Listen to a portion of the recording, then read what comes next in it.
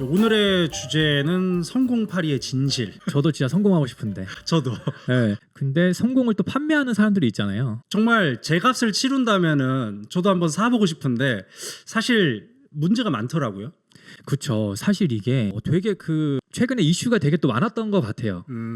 약간 되게 고액의 강의, 근데 그거에 맞춰지지 않는 수준 낮은 내용. 그러다 보니까, 그리고 그걸 둘러싼 메신저라고 해야 될까요? 네. 강의하는 사람들의 태도나 약간 이런 것들이 좀 이슈가 되면서 네.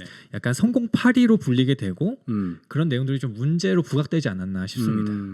그래서 성공파리들이 과연 이 사람들이 어떤 사람들인지, 그리고 어떤 문제점들이 있는지에 대해서 한번 우리 또 30대 남자 2명의 시선으로 두 남생이죠. 두 남생 네. 조져보는 시간을 한번, 조진다고 하니까 좀 그런가. 가장 먼저 저는 누군가가 나 이렇게 대단한 사람이다, 나 부자다 라고 할 때는 얼마나 벌었냐, 어떻게 벌었냐, 너의 수익 구조를 일단 알고 싶다. 그러니까 그걸 먼저 봐야 되지 않겠습니까? 그렇죠. 네, 그래서 우리가 회사에서 면접 볼 때도 자격증이 있습니까? 그다음에 여기서 영어로 말해보세요라고 하듯이, 만약에 이 사람이 자기가 연애 고수다, 연애 강의를 팔겠다고 하면은 너가 얼마나 이성을 잘 꼬시는지, 얼마나 너가 매력적인 사람인지, 혹은 매력적이지 않은 사람도 얼마나 변모시킬 수가 있는지에 대해서 우리가 검증을 해야 되는데, 사실 그런 부분이 어려워요. 그렇죠. 검증이 어렵죠. 예를 들어서 뭐 딱 평가할 수 있는 체계가 있는 게 아니라, 네. 성공이라는 것은 조금 모호한 부분도 있고, 그리고 개인에 따라서 부풀리거나 그러면은 되게 장난을 칠 수도 있는 부분이 크잖아요. 예. 그러다 보니까 약간 호소하는 쪽으로 해가지고 성공을 하는 사람들도 좀 있는 것 같고요.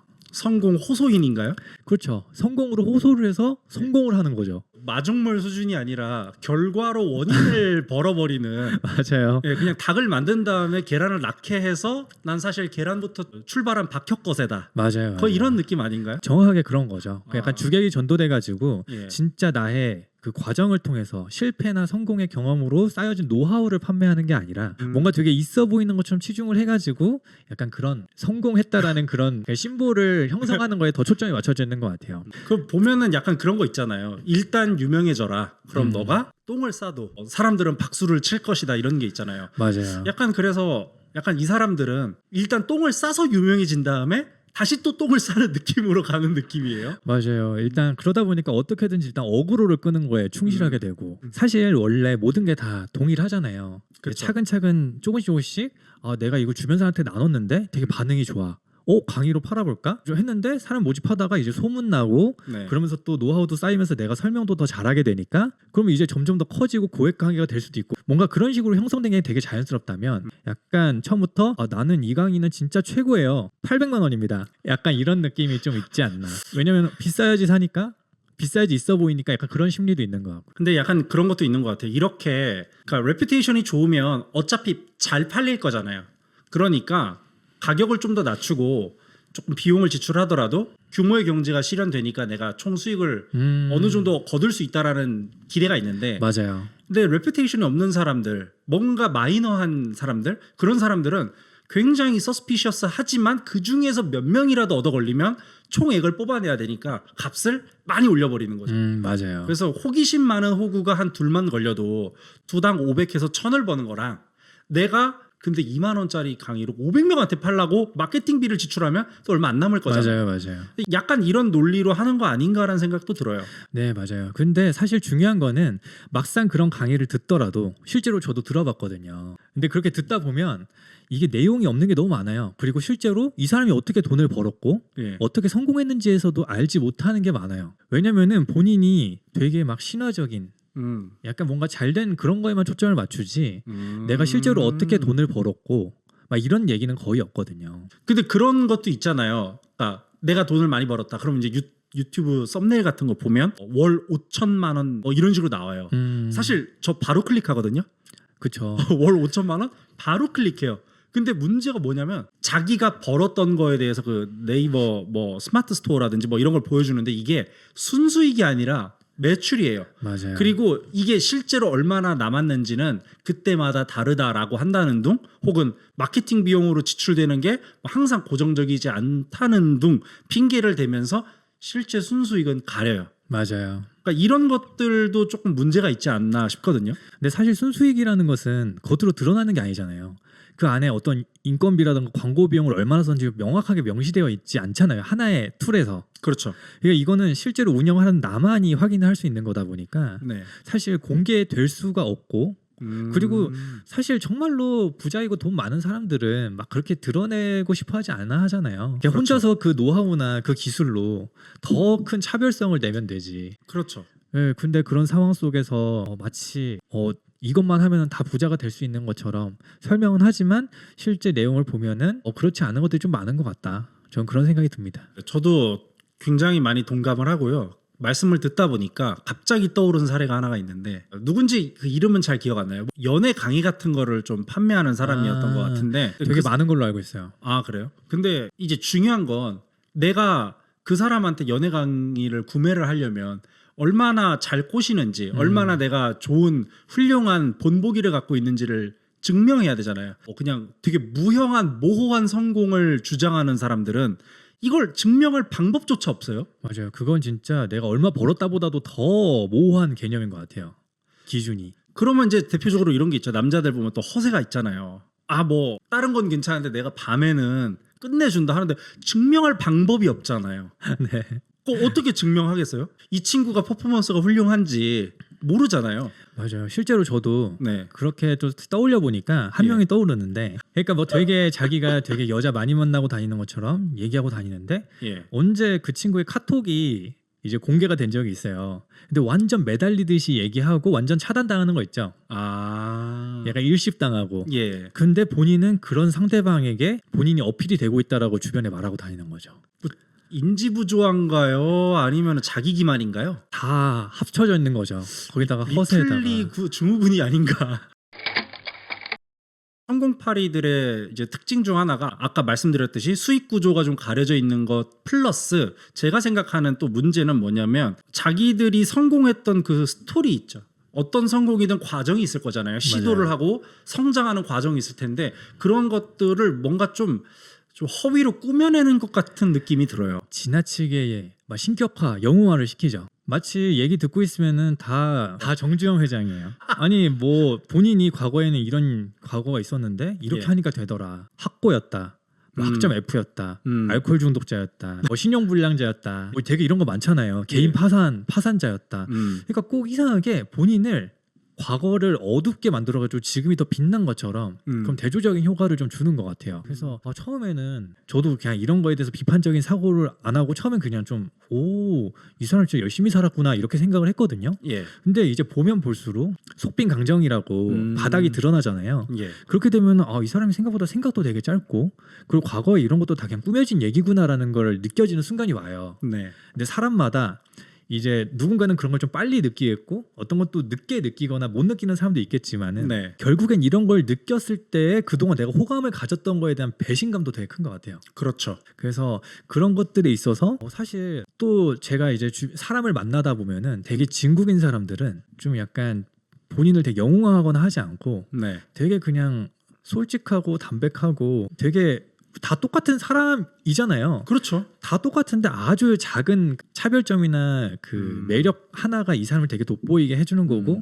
어쩌면 그런 게 좀 돈이나 이런 걸로 치환이 돼서 성공에 가까워지게 하는 거라 생각하는데 그래서 좀 되게 솔직하고 담백한 사람들이 많은 것 같아요. 결국에는 이 유튜버들, 뭐 예를 들어서 성공 유튜버들, 성공 파리들, 뭐 이런 사람들이 알려주지 않는 자기들의 어떤 수익 구조라든지 아니면 자기가 주장하는 성공에까지 이르게 된 그 과정들, 그때 얻었던 교훈들, 그리고 그 교훈이 자기만 느낄 수 있는 교훈이면 안 되잖아요. 왜냐하면 맞아요. 나는 팔아야 되잖아요. 맞아요. 그러면은 나라서 성공할 수 있었던 거 말고 너도 이렇게 하면 성공에 가까워질 수 있는 형태로 모듈링을 해가지고 팔아야 되는데 맞습니다. 실제로 그럴 수 없는 것들이에요. 예를 들어 신용불량자가 됐으니까 나는 오히려 그때 더 큰 어떤 위기를 느껴서 그게 나의 동력이 되었다라고 한다면 사람들한테 넌 신용불량자가 될 정도로 위기에 몰려야 돼라는 주장밖에 안 되잖아요. 그거는 성공의 어떤 그 방법을 팔아제끼는 방법으로는 조금 실패한 상품이 아닌가 생각은 들어요. 맞아요. 이게 어떻게 보면은 판매를 하려면은 그 노하우라던가 내용이 정형화가 될 수 있어야 되는 것 같거든요. 그렇죠. 모두에게 적용을 할 수 있어야 되니까. 예. 근데 예를 들어서 차은우 같은 외모가 연애 강의 한다고 난 이렇게 하니까 되던데 하면서 전 안 삽니다. 그 강의 안 사요. 맞아. 그러니까 이렇게 개인이 진짜 다 환경이 다르고 본인의 이런 순간적인 그런 주변에 있는 요소들도 다르잖아요. 자원도 다르고. 그렇죠. 근데 난 이 상황에서 이렇게 하니까 됐어. 그러니까 사실 그런 말 자체가 되게 중요하지 않은 것 같고, 그래서 저는 이런 노하우를 뽑아내는 것 중에 되게 중요한 게 그 과정, 그리고 과정 중에서도 되게 실패를 안 할 수가 없잖아요. 그렇죠. 작은 시행착오라도 실패라면 실패인 건데 예. 그런 과정을 통해서 뭔가 자연스럽게 내가 어떤 걸 느꼈는지, 그러면 그거는 내가 이렇게 하셔야 됩니다가 아니라 나의 실패의 과정을 간접적으로 느끼면서 아 이건 이런 거구나라고 느낄 수라도 있잖아요. 그렇죠. 근데 그런 거 없이 이렇게 해야지 성공합니다. 아침 6시에 일어나셔야 됩니다. 하루에 노트에다 감사일기를 쓰셔야 됩니다. 다 좋은 얘기고 한데 예. 그런 마치 이렇게 해야지만 성공을 한다라는 그 본인이 좀 잘 됐다라면 만약에 그조차도 제대로 해석하지 못하는 사람들이 제대로 해석을 못 해놓고 그거를 정형화시켜서 판매를 해버리니까 다른 사람들은 그래도 뭐라도 있겠지라고 그걸 따라 하려고 하는 거죠. 그렇죠. 그렇죠. 근데 실제로는 효과가 하나도 없으니까 결국에는 배신감을 느끼고 지금에서 와서는 이제 성공파리도 이제 시간이 꽤 지났잖아요. 몇 년이 된 것 같아요. 그렇죠. 나타난 지. 예. 그러니까 이제 그거에 대한 반작용으로 지금 되게 좀 비판적으로 사고하는 사람들이 많아진 것 같아요. 일단은 또 그것뿐만 아니라 성공파리들의 특징으로 제가 또 꼽은 것들은 얘네들이 너무 이미지 메이킹에 진심이에요. 그러니까 맞아요. 좀 좋게 말하면 진심이고 나쁘게 말하면 거의 그냥 허세, 과시, 과도한 포장으로 좀 점철되어 있지 않나라는 생각이 들거든요. 사실 그게 전부인 것 같기도 해요. 그 능력만큼 인정한다? 사실 저는 그것도 인정하기는 어려운 게 예. 왜냐면 그렇게 하면 사람이 결국에 망가지잖아요. 겉으로 그렇게 하는 사람들은 속으로는 되게 내실을 다지고 단단한데 겉으로 그렇게 행동하는 사람은 없어요. 예. 애초에 내가 그렇게 겉으로 드러나는 행동을 하게 되면 이미 속은 계속해서 망가지고 문드러지는 거거든요. 그렇죠. 그러니까 어떻게 보면 그것도 할 수 있는 사람이 있고 할 수 없는 사람이 있기 때문에 네. 능력이라면 능력이겠지만은 딱히 뭐 그렇게 대단하거나 선망할 수 있는 그런 느낌은 아닌 것 같아요. 저 같은 경우에 개인적으로. 그래서 이제 성공파리들을 보면은 항상 강조하는 게 나는 어떤 차를 탄다. 일단 차부터 시작해요. 왜냐하면 이제 만약에 그 성공파리의 주 타겟층이 2030 남성이다라고 가정을 한다면 거의 대부분 한 명도 빠짐없이 무슨 차를 타는지를 직간접적으로 표현을 해요. 그리고 그게 아무것도 아닌 것 마냥. 네. 예를 들어서 이 자연스럽게 차 키를 올려놓는다든지 아니면은 되게 실수로 발설한 것 같은 느낌으로 아니면 SNS에 대놓고 올린다든지 오늘 우루스 계약하고 왔다. 나의 세 번째 차. 뭐 약간 이런 식으로 맞아요. 예, 뭐 그런 식으로 자기 과시들을 좀 하더라고요. 근데 그런 것도 되게 세련되게 할 수도 있을 텐데 되게 노골적으로 해서 지저분한 경우가 많죠. 되게 저질스럽게.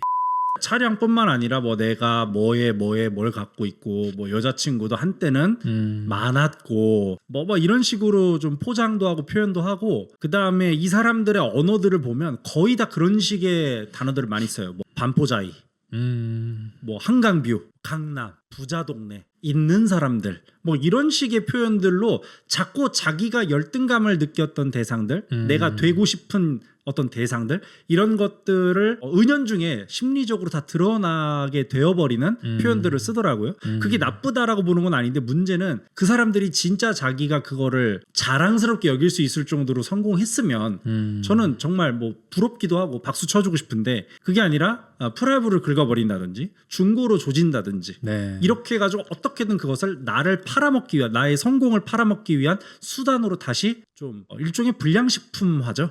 좀 그렇게 좀 보여서 성공파리 콘텐츠들이 좀 자극적으로 이미지 메이킹을 하는 게 아닌가 생각이 들어요.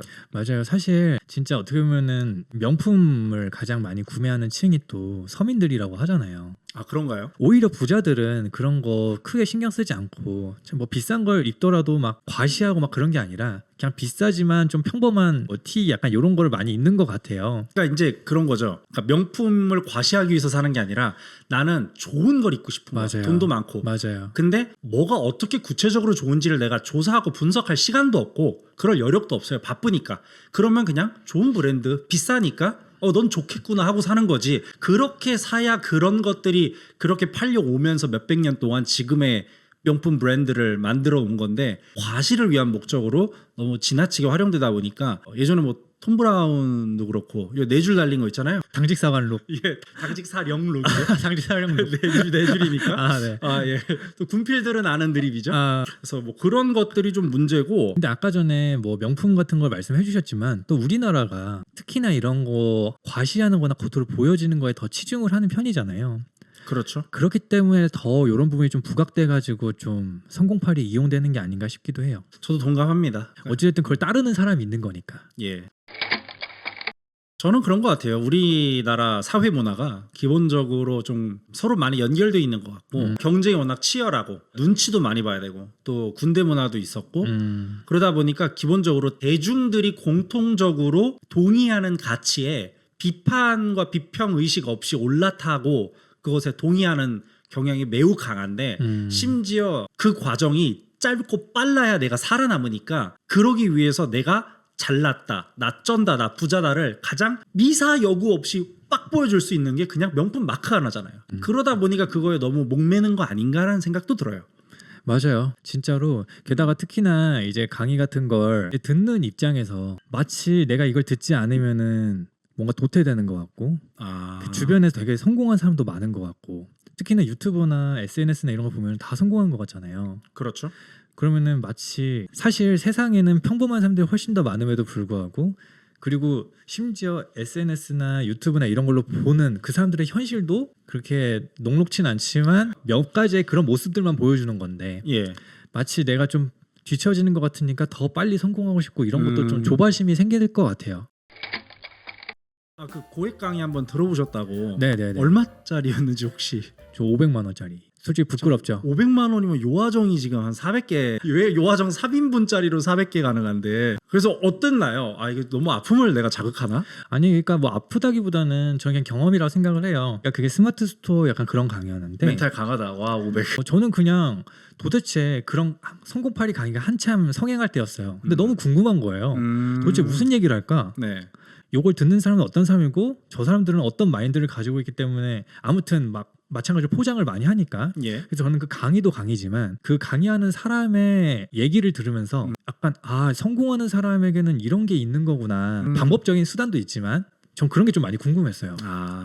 근데 결국에는 제가 들으면서 했던 건 아 실속이 없는 빈 강정이구나. 아. 그 내용적인 것도 예. 끝물이구나. 그러니까 구체적인 수단을 말을 해주지만 그리고 그것도 되게 모호하게 설명해요. 물론 아깝죠. 그렇게 따지면 아깝지만 그 안에서 최대한 합리화를 하면서 깨달음을 많이 얻으려고 아 노력을 하셨다. 그런 거죠. 아 노력해야죠. 또 500만 원인데. 맞아요. 아 근데 거기서 그런 문제도 있었어요. 네 어떤? 그러니까 처음에 무슨 30명만 한정해가지고 하는 거라고 하더니만 예. 근데 그게 강의하는데 중간에 그 강의 스트리밍이 약간 다운이 됐다 그랬나 서버가? 예. 그래가지고 중강의로 돌렸거든요. 들어온 사람이 150명이 넘는 거예요. 에? 그러니까 실제로 30명 한정이라고 광고를 했는데 모집을 훨씬 많이 했던 거죠. 그러니까 희소성이 있는 것처럼 속여서 값을 뻥튀기 해가지고 구매를 유도한 다음에 맞아요. 그러면은 좀 끝까지 친밀하게 하지 그것조차도 친밀하게 하지 못하는 애가 어떻게 그렇게 비싼 성공 강의를 팔 정도로 그 정도 역량은 아닌 것 같은데. 맞아요. 실제로 그랬고 예. 그러다 보니까 또 말로가 안 좋죠. 아. 그런 사람들은 항상 보면은 끝이 안 좋더라고요. 갑자기 소리 소문 없이 사라지거나 그리고 애초에 그런 식으로 판매를 하기 때문에 구설수에 오를 수밖에 없고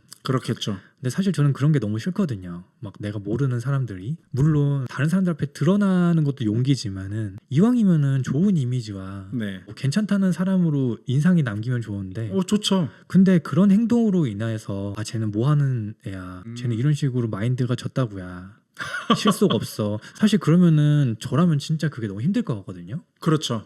약간 그렇기 때문에 좀 되게 좀 천천히 차근차근 앞으로 나가야 되지 않나 그런 생각을 저는 하는 사람인데 한편으로는 그런 현상들을 볼 때마다 아 내가 맞구나 저는 스스로 이런 생각을 해요.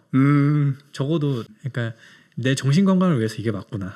아니 그 정도면은 너무 이상한 인간들 찾아다니면서 아 내가 사실 맞아 일부러 500만 원 넌 이 틀림없어 하면서 이제 거의 동기부여. 나 정말 대단한 놈이네. 약간 이런 식으로. 그래서 일단은 이런 성공파리들이 또 놓치고 있는 것들 중 하나가 저는 그런 것 같아요. 만약에 저한테 성공을 팔아봐라 라고 한다면 전 그럴 것 같아요.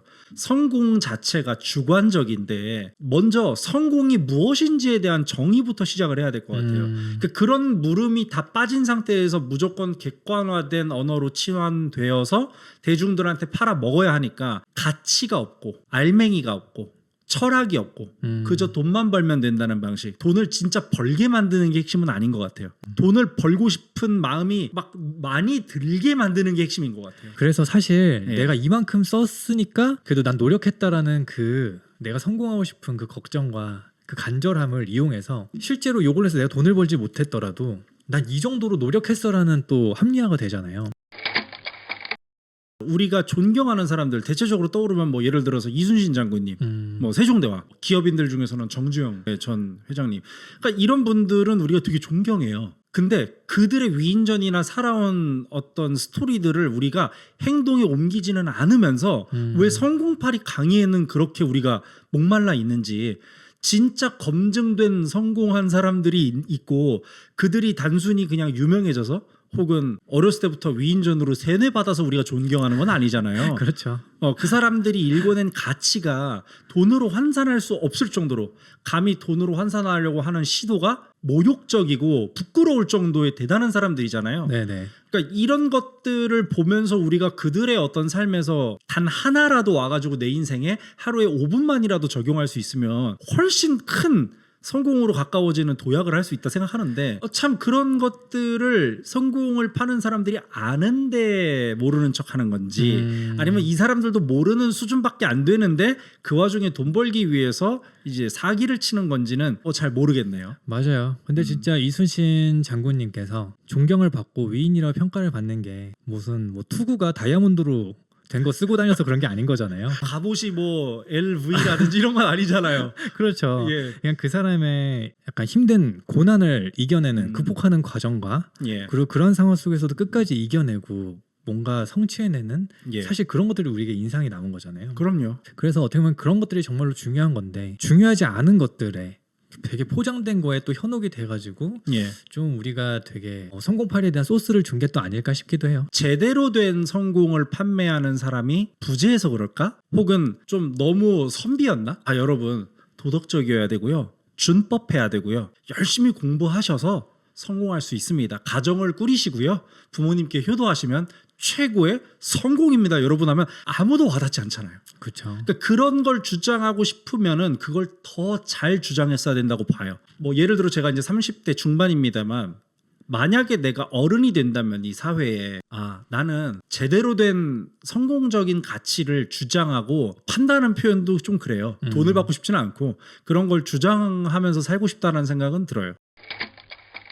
마지막으로는 저는 이제 운적인 요소를 얘기하고 싶어요. 왜냐하면 이 사람들이 구체적으로 이러이러한 노력을 했기 때문에 이 인과관계의 결과로서 이렇게 성공으로 간다를 주장을 하고 싶은 것 같은데, 네네. 사실 우리가 그러니까 조금 더 직관력이 있는 사람들은 알 거예요. 노력만 가지고 과연 우리가 성공이라고 부를 만한 수준까지 이룰 수 있는가라고 한다면 저는 아닌 것 같거든요. 왜 그런가요? 예를 들어서 내가 살면서 성공한 사람들을 보잖아요. 대부분 다 매우 많이 실패했어요. 근데 그 사람이 그 실패를 할 때 예를 들어서 10번 실패를 했다고 쳐요. 심지어 결과론적인 얘기로 첫 번째, 두 번째, 세 번째 실패를 했기 때문에 내가 10번째 성공할 수 있었다도 저는 인과관계가 안 맞다고 봐요. 경험은 누적됐겠지만 그게 10번째에서 그 경험이 없었더라도 저는 성공할 수 있었을 거라고 보거든요. 시도를 많이 해봐라 라는 측면에서는 인과관계가 맞는데, 시도를 많이 하다 보면 그 중에 얻어 걸리는 게 있고, 네. 시도를 매번 하려고 그 노력하는 자세, 꾸준히 뭔가를 계속 하려는 그런 태도,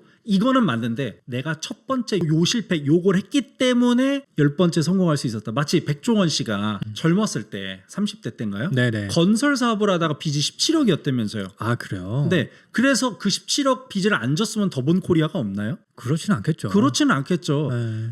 그 건설을 실패했었던 것 덕분에 이렇게 된 거라고 말하는 건 결과론적인 것 같아요. 물론 그걸 통해서 뭔가 배우고 깨우친 것들 분명 있으시겠지만, 그렇죠. 근데 그 이후에 뭔가 또 더 보니 잘 안 됐더라도 사실 그런 태도로 노력하시는 분은 어떠한 결과를 만들어내시는 분이라고 저는 생각을 해요. 그럼요. 그래서 결국에는 그런 태도와 그런 일관성을 바탕으로 한 꾸준한 시도, 네. 좀 그런 게 중요한 것 같다는 생각이 듭니다. 과거에 했던 실패가 우연히 나타날 어떤 성공의 밑거름이 된다? 그건 맞는 명제인데, 꼭 그런 실패를 해야만 하고 그런 식의 전개는 저는 조금 무리가 있는 것 같고, 그런 측면에서 봤을 때 성공이라는 건 반드시 이렇게 하면 무조건 성공해 라고 하는 거는 저는 조금 강의로 팔아먹기에는 너무 인과관계가 좀 부족한 구조를 판매하고 있는 거 아닌가. 맞아요. 이런 의심이 들어요. 근데 아까 전 10번째 성공했다라면은 사실 그건 또 대단한 경력이라 생각을 하거든요. 예. 그 10번의 시도를 했다라는 거니까. 네. 근데 오히려 정말로 운이 정말 좋아서 한 번째, 두 번째 되는 사람들도 있잖아요. 그렇죠. 근데 사실 그런 사람들이 이제 괜히 어깨에 힘들어가고 네. 본인이 왜 성공했는지도 제대로 분석이나 현황 파악도 안 되는 상황에서 네. 사실 그런 사람들이 결국엔 다시 또 무너지잖아요. 그럴 수 있죠. 행운에 의해서 성공을 했기 때문에 불운에 의해서 무너지는 사람들인데 네. 저는 그렇게 생각을 하는데 그래서 약간 본인이 살짝 잘 된 거 가지고 그거에 대한 본인의 뭐 내실이나 실력이나 이런 게 충분히 형성되지 않은 상태에서 예. 나 지금 현재 이런 상태니까 이제 나 따라하면 다 된다라는 그런 성공파리가 좀 잘못된 게 아닌가 또 싶기도 해요. 아, 동의합니다. 결국에는 성공파리에서 가르쳐주지 않는 거는 어떤 사람이 돼야 된다라는 걸 잘 알려주지 않는 것 같아요. 저는 개인적으로는 10번의 실패를 두려워하지 말고 계속 시도해야 된다라는 것의 진정한 본질은 뭐냐면 계속 실패해도 거기서 배우고 좌절하지 않고 일어서서 언제 올지 모르는 운과 시기 때를 그때 준비된 사람이 되어야 된다라는 걸로 보이고 그것은 뭐냐면 성공하기 위해서 어떤 트릭과 기술을 쓰라는 게 아니라 어떤 노하우를 습득해서 그걸 그대로 적용하라는 게 아니라 성공할 수밖에 없는 인생을 살아라. 성공에 가까워질 수밖에 없는 인간이 되어라. 라는 어떤 항상성과 지속성 그리고 그런 자격, 인격체가 되라는 말이 저는 실제 성공을 제가 판다면 그런 본질을 팔아야 되는 게 맞다고 보거든요. 지금 말씀해 주신 게 성공 공식인 것 같은데요. 아 그런가요? 근데 이거는 누구나 알잖아요. 맞아요. 이순신 장군님도 되게 늦게 묵과에 급제하셔가지고 그냥 나가가지고 적을 조졌잖아요.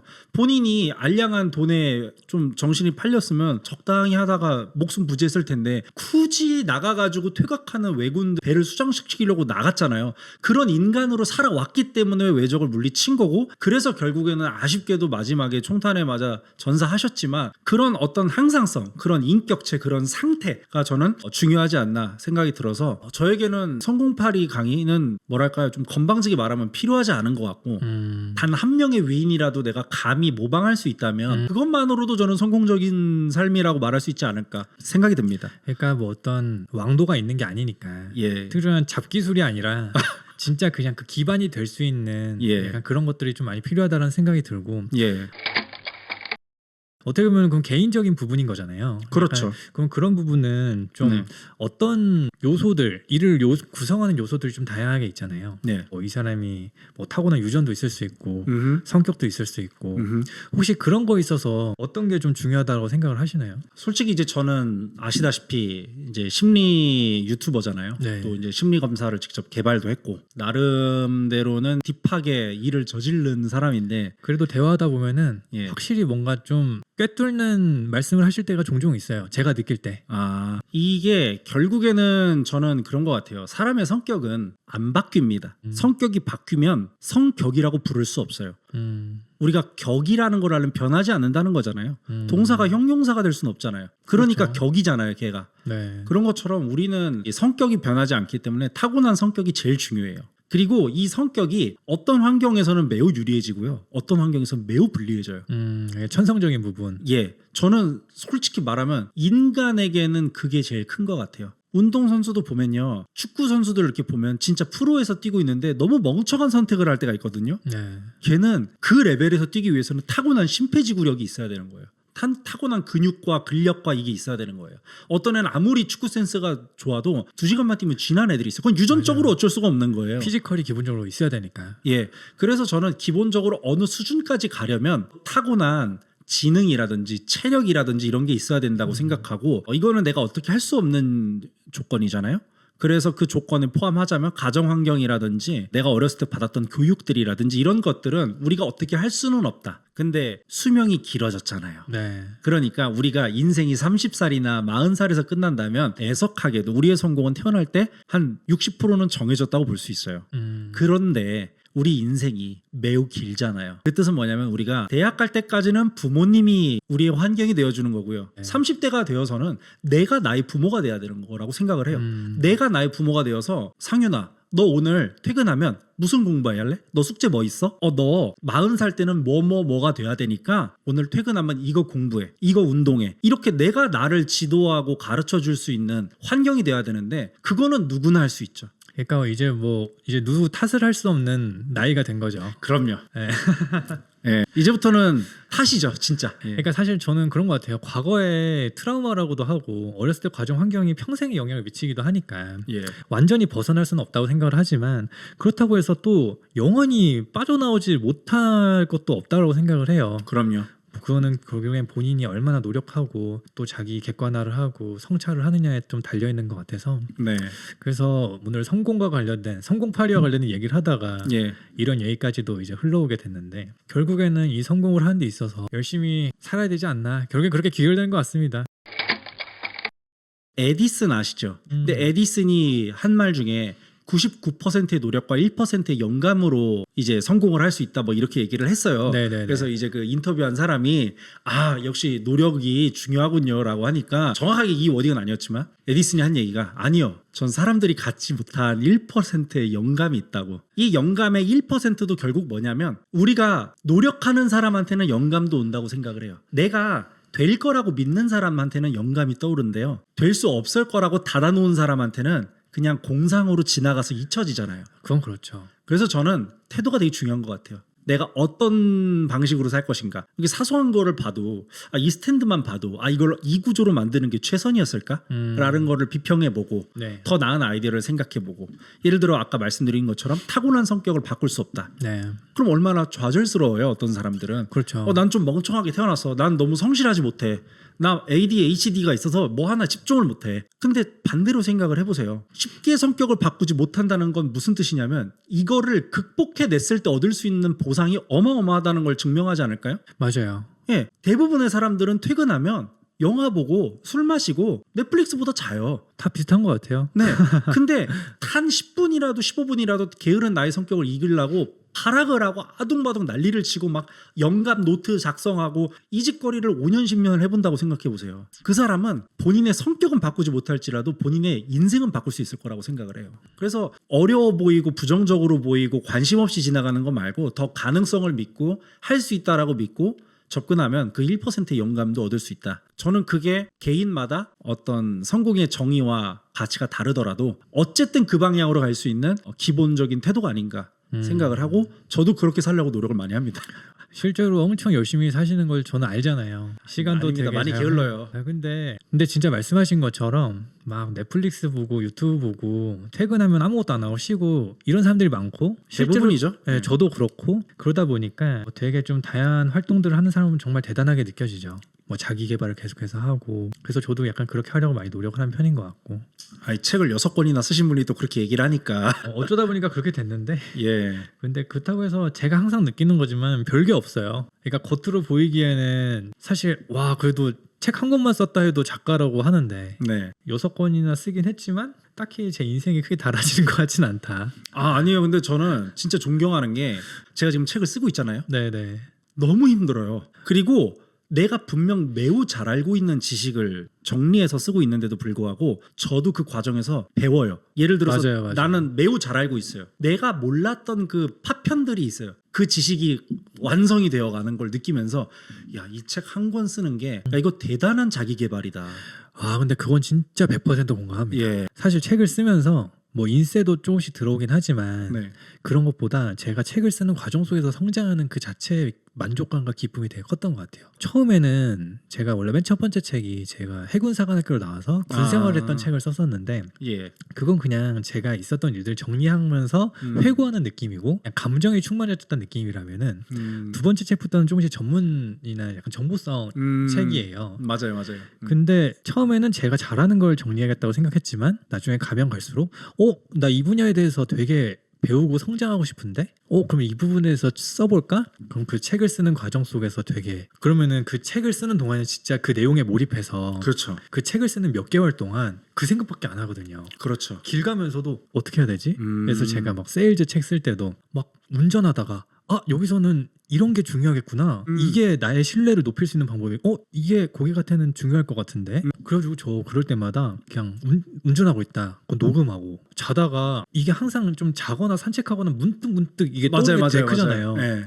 그럴 때 자다가 갑자기 딱 그 생각 들면은 처음에 몇 번을 그냥 놓쳤어요. 네. 그러니까 그때 그냥 바로 카톡에다가 남겨놓고 메모장에다가. 음. 근데 그렇게 해가지고 그게 쌓이고 쌓이니까 처음에는 제가 이거를 떠올리기 위해서 굉장히 많은 노력을 하고 내가 이런 걸 생각해냈다고? 엄청 대단한 것 같은데 이런 파편들을 해서 글로 딱 정리하고 나면은 아무것도 아니에요. 이거 다 모아놓으니까 결국에는 우리가 이미 다 알고 있는 것들인데 근데 이런 걸 쓰고 하는 과정 속에서 저한테 내재화가 된다는 게 느껴져요. 그렇죠, 그렇죠.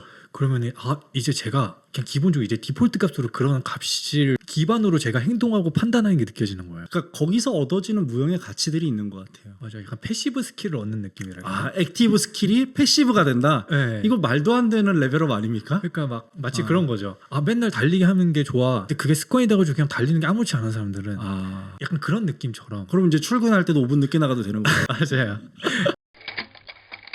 마지막으로 좀 여쭙고 싶은 게 있는데 네. 의진 씨 같은 경우는 의진 씨한테 성공은 무엇인지. 그러면은 저도 나중에 형님한테 한번 여쭤봐야겠는데 일단 저 같은 경우에는 저는 이 부분에 대해서 생각을 많이 해봤어요. 예. 그러니까 저도 생각이 많은 사람이다 보니까 네. 어떤 게 성공일까 막 돈, 권력, 명예 막 되게 그런 말들 기준을 그렇게 보통 많이 정하잖아요. 그렇죠. 근데 약간 이 모든 것들을 좀 아우를 수 있는 게 약간 전 영향력이라는 생각이 들더라고요. 영향력. 영향력. 근데 그 영향력이라는 게 물론 좋은 쪽으로 발휘를 해야겠지만 예. 내가 권력이라는 것도 결국엔 영향력이고 돈을 많이 버는 것도 어쨌든 내가 영향력을 끼칠 수 있으면 그 가치가 영향력을 행사하면 그게 돈은 가치를 환산하는 수단일 뿐이잖아요. 그렇죠. 단위죠. 예. 네, 단일 뿐이니까 자연스럽게 또 돈으로 치환이 되고 예. 약간 명예도 마찬가지. 내가 좋은 선한 영향을 끼칠 예. 수 있다면 약간 그렇게 돌아올 수 있는 그런 게 아닌가 싶어서 근데 오히려 저는 예전에 권력 돈 이런 식으로 했을 때는 되게 모호했어요. 성공이라는 게. 예. 그러면 돈으로 따지면은 얼마를 벌어야 되고 그리고 뭐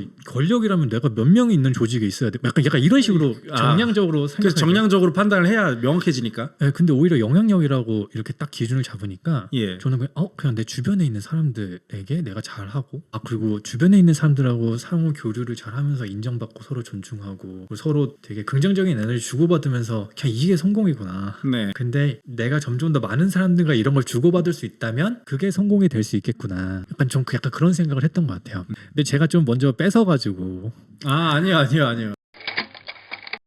형님의 경우에는 어떻게 생각하세요? 저는 이제 생산성의 향상이 중요한 것 같아요. 그러니까 결국에 성공이라는 건 어떠한 결과물이잖아요. 네, 물론 결과인 상태라고도 볼 수 있겠지만, 그쵸. 뭐 과정일 수도 있고. 예, 그 결국에는 성공 자체는 인풋이라고 볼 수는 없으니까 아웃풋이라고 제가 정의를 해볼게요. 네. 그럼 인풋이 뭐여야 되느냐로 물음이 갈 거고 그러면 결국엔 델타 값이라는 거죠. 내가 얼마를 넣어서 얼마가 나왔어가 돼야 그게 성공적인 전환이고 수익이 났다라고 볼 수 있는 것처럼. 네네. 나에게 성공은 뭐냐면 얼마를 벌었어라는 어떤 절대적인 수치나 상태가 아니라 전환율을 올리는 방식이 성공에 가까운 길이다라고 봤어요. 인풋을 최적화시킬 수 있는 환경이네요. 뭐 그렇게도 볼 수가 있고요. 인풋이 아웃풋으로 전환되는 그 전환 효율성을 올려주는 거죠. 네. 그래서 제가 지금 심리검사 개발하고 이제 심리솔루션 사업을 하는 이유도 뭐냐면 이미 세상에 그런 건 많아요. 무슨 AI 활용해서 회계하세요. 뭐 하세요. 뭐 생산성 올려주잖아요. 그렇죠. 같은 인간이 1시간 쏟았을 때 더 많은 결과물을 얻으니까 맞아요. 생산성이 올라가잖아요. 근데 제가 포커스를 맞춘 건 뭐냐면 그럼에도 불구하고 AI 세대가 돼도 해결이 안 되는 게 있어요. 어떤 건가요? 인간관계예요. 맞아요. 우리는 똑같은 언어로 대화를 하는데도 의사 전달이 안 돼요. 맞아요. 우리는 똑같은 걸 보고 대화를 했는데도 전혀 느끼는 바가 달라요. 우리가 서로 다른 인간이기 때문인 거고 바빌로니아 탑이 무너진 것처럼 의사소통이 안 되면 비효율이 발생하는 거예요. 네. 세상은 AI가 생기고 난리가 치는데 인간들끼리는 전혀 개선이 안 되고 있어요. 그래서 저는 내가 심리검사를 개발해서 이제는 우리가 쟤 좀 이상해. 쟤 뭐 이냐 하고 끝나고 단절하고 대화 안 하는 게 아니라 저 사람의 특성을 알고 사람들마다 특성을 내가 이해할 수 있는 눈이 길러지고 그러고 그런 이론들이 많이 보급이 되면 네. 되게 생산적으로 대화할 수 있겠다. 그러면 같이 협업을 할 때 되게 생산적인 결과물이 나오겠다. 결국에는 저도 저에게 주어진 수명도 똑같고 정해져 있고 쓸 수 있는 돈도 정해져 있고 물리적으로 다 정해져 있잖아요. 근데 내가 뭔가 더 많은 아웃풋을 내고 싶으면 그 전환 레이트를 많이 올리는 방식으로 나아가야 된다. 그러면은 뭘 하더라도 전환율이 높으니까 네. 다 좋은 성취를 낼 수 있겠네요. 뭐 모든 부문에서 그렇게 하고 싶다는 거는 너무 이제 과한 염원이겠지만 기본적으로 저는 그거를 사람의 품질이라고 생각합니다. 개인적으로 생산성이 좋은 사람, 이 사람한테는 무슨 일을 맡겨도 엄청 깔끔하고 빨리 쳐내. 생산성이 좋잖아요. 그럼 그 사람 뭐라고 하면 사람들이 일 잘해. 형님 같은 사람이네요. 저는 이제 많이 부족하죠. 제가 20대 때는 제가 일 잘하는 줄 알았거든요. 근데 나이 먹으니까 좀 더 객관화가 되나 봐요. 나 멀었다. 난 아무것도 아니다. 구글이나 애플 본사에서 일하는 사람들 봐봐요. 정확하게 얼마나 잘하는지 모르겠지만 내가 이 생산물들을 보면서 느끼는 건데 그 사람들은 천재예요. 맞아요. 세상에 진짜 똑똑한 사람 많아요. 저는 그냥 진짜 머저리라니까요. 근데 또 그거는 그 사람들하고 비교해서 그런 거죠. 비교는 항상 높은 곳과 그렇기 때문에 내가 더 높은 곳을 바라보면서 좀 나아가는 느낌도 있고. 늙어서 죽음에 가까워지는데 뭐라도 나아져야 되는 거 아니에요? 맞아요. 뒤룩뒤룩 살만 찌다가 세상 하직하고 싶지는 않습니다. 근데 어떻게 보면 지금 우리 나이대가 가장 약간 이런 생산성을 높여야 되는 시기인 것 같기도 하고요. 그렇죠. 또 요즘은 사회 진출도 많이 늦어지고 네, 하다 보니까 어떻게 보면은 진짜 지금이 저희에게 좀 중요한 때인 것 같기도 해요. 맞습니다. 그래서 이 시점에서 또 30대 이 중요한 시기에 성공에 대해서 한번 이야기를 나눠봤네요, 오늘. 그렇네요. 너무 유익하고 사실 뭐 저도 이런 다양한 생각들을 하지만 형님의 이런 저런 생각과 그런 정의나 개념들을 듣는 것도 되게 재밌거든요. 저도 마찬가지입니다. 네, 그래서 이걸 들으시는 분들도 좀 약간 그게 재밌게 느껴주시면 좋겠네요. 또 누군가의 굉장히 또 매력 포인트로 또 다가갈 수도 있는 거고. 색다른 시선에서 네. 저 사람은 저렇게 보는구나. 뭐 그 정도의 자극만 되면 성공적이죠. 그렇죠. 저희가 지금 뭐 돈 받고 이렇게 해야 된다고 얘기하는 거 아니잖아요. 근데 그래도 시간을 그것도 돈을 많이 받는 거죠. 그렇네요. 왜냐하면 저는 차라리 돈을 받는 것보다 시간을 투자하게 만드는 게 전 더 큰 가치를 받는다고 생각하고. 그래서 저는 약간 이런저런 대화들을 앞으로 다양한 주제에 대해서 얘기를 나누면서 예. 좀 많이 좀 즐길 수 있으면 좋을 것 같아요. 저도 네. 그렇게 생각합니다.